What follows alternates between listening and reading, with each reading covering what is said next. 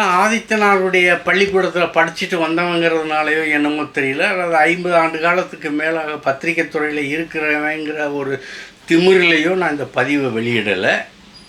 என்னுடைய சந்தேகத்தை நான் தெளிவுபடுத்திக்க ஆசைப்பட்றேன்.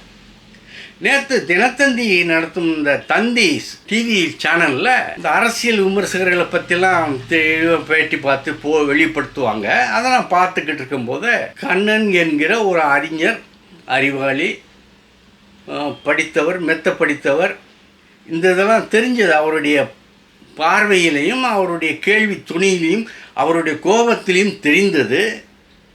அவர் ஐநா சபையில் வேலை பார்த்தவராம். மதிப்பு இன்னும் கூடிச்சு.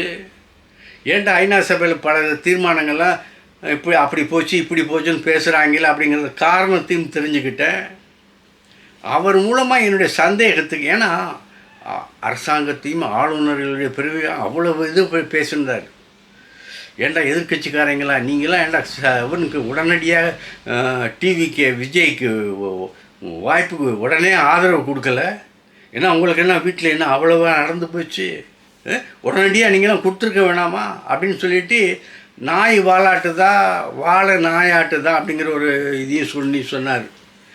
ஆக நம்ம கேள்விக்கு இவர் தாண்ட சரியான ஆள் அப்படின்னு சொல்லிட்டு அந்த கேள்வியை அவர்கிட்ட கேட்குறேன். அவர் பதில் சொல்ல மாட்டார். நம்ம மாதிரி ஆளுகளுக்கு சின்னவங்களுக்கெல்லாம் பதில் சொல்ல மாட்டார். ஆனால் நம்ம ஊடகங்களை பார்த்துக்கிட்டு இருக்கீங்கல்ல, அவங்கள யாராவது சந்தேகத்தை தெளிவுபடுத்தலாம். ஆளுநர் மாளிகையில் பறக்க விடக்கூடிய தேசிய கொடி எப்படி இருக்கணும் அப்படிங்கிற ஒரு சந்தேகம். காரணம் என்னன்னா, நேற்று நான் டிவி பார்த்துக்கிட்டு இருக்கும் பொழுது ஆளுநர் மாளிகையில் தமிழக வருங்கால முதலமைச்சர்னு சொல்கிறது தப்பு. இன்னையிலேருந்து ஒரு முதலமைச்சர் 3 மணிக்கு மேலே, அது கூட டைம் மாறுமா என்னன்னு தெரியாது. ஆனால் இன்னையிலேருந்து அவர் முதலமைச்சர், தமிழக முதலமைச்சர் ஜோசப் விஜய் அவர்கள் ஆளுநரிடம் அந்த இதை சமர்ப்பிக்கும் பொழுது, அதாவது பட்டியலை சமர்ப்பிக்கும் போது அந்த பின்னால் கொடிகளை பார்த்தேன். நேற்று அப்போவே படம் எடுக்கணும்னு தோணுச்சு. ஆனால் அப்போ என்னால் படம் எடுக்க முடியலை. 8ஆம் தேதி எடுத்த படத்தை பார்த்தேன். அதுலேயும் அதே கொடி அப்படியே தான் பறந்துருந்துச்சு. என்னன்னா, சக்கரத்தை பெருசுபடுத்தி கலர்களை குங்கும சிவப்பு, பச்சை இதனுடைய வண்ணங்களை கம்மிப்படுத்தி வெள்ளை நிலத்தையும் அதனுடைய சக்கரத்தையும் பெரிதுபடுத்தி சுருட்டி வைத்திருந்தார்கள் 2 பக்கமும். இது இப்படி தேசிய கொடியை பறக்க விடலாமா அப்படிங்கிற ஒரு சந்தேகம் வந்தது. என்னுடைய சந்தேகத்தை தீர்த்துக் கொள்வதற்காக நான் சில இதில் படித்து பார்த்தேன். படித்து பார்த்ததில் நான் இப்போ பேசும்போது ஏதாவது தப்பாக மாற்றி சொன்னாலும் சொல்லிடுவேங்கிற ஒரு பயம் வருது. அதனால் சொல்கிறேன், பார்த்தே சொல்கிறேன். கொடி தெளிவாகவும் முழுமையாகவும், கவனிக்கவும், முழுமையாகவும் பறக்க விட வேண்டும். மடித்தோ சுருண்டோ இருக்கக்கூடாது. இது விதி. இது கரெக்டாக இருக்கா கவர்னர் மாளிகையில்? இதற்காக கவர்னர் என்ன மெத்தனப்பட்டார், என்ன சிரமப்பட்டார்? இது தவறு என்றால் தண்டிக்கப்பட வேண்டியவர் யார்?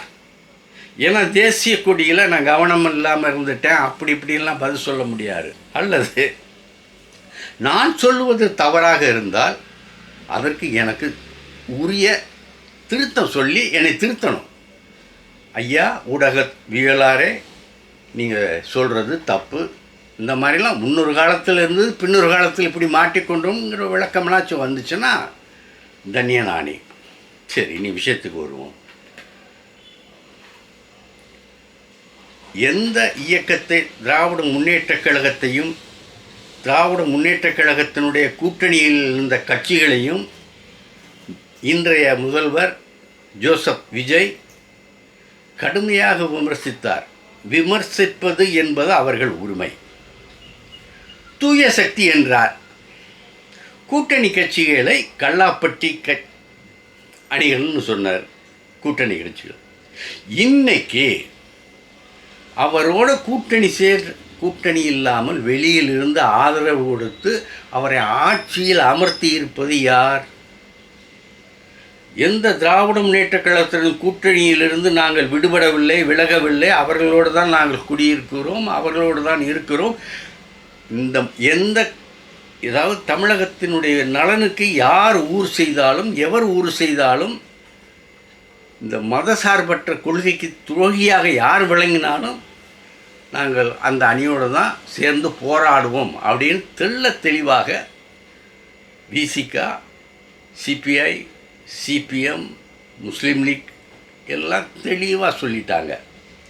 அதே தெளிவோடு போன காங்கிரஸ் கட்சி அந்த கூட்டணி தர்மம் கூட தர்மத்தையே மறந்து சொல்லாமல் கொள்ளாமல், ஐயா உன்னுடைய ஆதரவால் தான் நான் ஜெயித்தேன், ஆனால் இப்போ உன்னுடைய அந்த ஆதரவை வச்சு நான் ஜெயிச்சேன்னா எனக்கு மந்திரி சபை பதவி கிடைக்குது.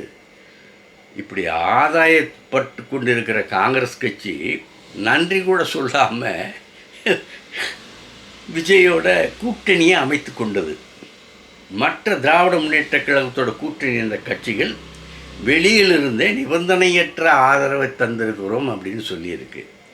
இதை நன்றி பெருக்கோடு சொல்லியிருக்கிறார்கள் அந்த தலைவர்கள்.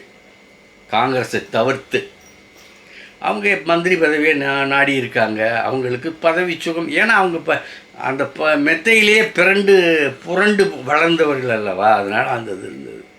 ஆனால் விடுதலை சிறுத்தைகள், திருமாவளவன், என் சண்முகம், இது சிபிஎம் கட்சி தலைவர்கள், இவங்கெல்லாம் அந்த கட்சியினுடைய அந்த இலக்கணம் அந்த இலக்கணம், ஒரு கட்சிக்கு என்ன இலக்கணம் இருக்க வேண்டுமோ அந்த இலக்கணத்தோடு பதில் சொன்னார்கள். மரியாதையுடன் தங்களுடைய நிலைப்பாடை சொன்னார்கள். நாங்கள் கூட்டணியிலேருந்து விலகலை, திமுக கூட்டணியிலேருந்து விலகலை.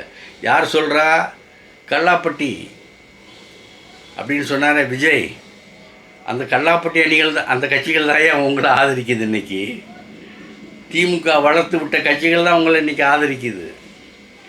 ஆகவே இனியாவது நாவடக்கத்தோடு அவர் பேசுவது நல்லதுங்கிறத புதிய முதல்வருக்கு நமக்கு அட்வைஸாக சொல்லலாம். அடுத்து பரிதாபத்துக்குரிய அண்ணா திராவிட முன்னேற்ற கட்சி அம்மா என்னைக்கு சொன்னாங்களோ அன்றைக்கே அந்த கட்சிக்கு ஒரு முடிவு வந்துருச்சுன்னு நான் நினச்சேன். சண்முகம் இருக்கார்ல, அவர் ஒரு சொல்லியிருந்தார். அம்மாவே எங்கள் சின்னம்மா சசிகலாவை பார்த்து சொன்னார், அம்மா நீங்கள் தான் எங்கள் சின்னம்மா அப்படின்னு சொன்னவர் எப்படியோ எந்த வசதியை பார்த்தோ அந்த பக்கம் போயிட்டார். அதாவது சின்னம்மாவை விட்டு அதிமுகங்கிற அந்த கட்சியோடு போய் சேர்ந்துட்டார். நம்ம முட்டி மோதி பார்த்தார் ஓ பன்னீர்செல்வம், ஒன்றும் நடக்கலை. முதலமைச்சர் பதவி அனுபவித்ததோடு சரி, அவ்வளோதான் அந்த இது அப்படின்ட்டு அவர் அந்தளவில் அது மாதிரி போயிட்டார். ஆனால் காலம் காத்திருந்து கழுத்திருக்கிறது ஒரு விஷயம் இருக்குது பாருங்கள், அது நம்ம அரசியல்வாதிகள்கிட்ட இருக்குங்க. அந்த அரசியல் கட்சிகிட்ட அது அவங்களுக்கு ஒரு பாலபடமாகவே இருக்கும் போல் இருக்குது. கழுத்து இருக்கிறதுங்கிறது ஒரு பாலபடமாகவே அமைந்திருக்கும் போல் இருக்குது. எப்படி பாருங்கள், அது என்னத்தை சொல்கிறது, எப்படி சொல்கிறது? அதாவது இந்த எலெக்ஷனில் எடப்பாடி பழனிசாமிகிட்ட தேர்தலுக்கு கூட நீ பணம் கொடுக்கல, தேர்தல் கூட நீ பதவி கொடுக்காம நீ தன்னிச்சையாக எழுந்துக்கிட்ட அப்படின்னு குற்றச்சாட்டுகளை சண்முகம் எம்எல்ஏ அடுக்கி இருக்கிறாரு. அதுக்கு அவர் சொன்ன பதில்கள் திருப்தியாக இல்லை. இதனால் என் சண்முகம், வேலுமணி, சிவசண்முகம் மற்றும் மாவட்ட செயலாளர்கள் இவங்கெல்லாம் தனி அணியாக பிரிய போகிறாங்களாம். ஆனால் தனி அணியாக பிரிய போகிறது இனி அவங்களுக்கு சாத்தியமாக இருக்காது. கட்சியில் இப்போ உள்ளே புகுந்து அது பதவியை பறிக்கிறது தான் அவங்களுக்கு சாதகமாக இருக்குமே தவிர சட்டம் மூலமாக போகிறது சரிப்படாது. சட்ட மூலமாக போய் தான் ஓபிஎஸ் என்ன ஆனார், இன்னொரு கட்சிக்கு தானே வந்தார். ஆகையினால் எடப்பாடியை அகற்றிவிட்டு அந்த இடத்திற்கு நம்முடைய ஆதரவாளர்களை கொண்டு வைப்பது அப்படிங்கிற முடிவுக்கு வந்து அடுத்த மாதத்துலேருந்து இவங்க தங்களுடைய சுற்றுப்பயணத்தை கிளம்புறாங்க அப்படின்னு ஒரு செய்தி கிடச்சிது.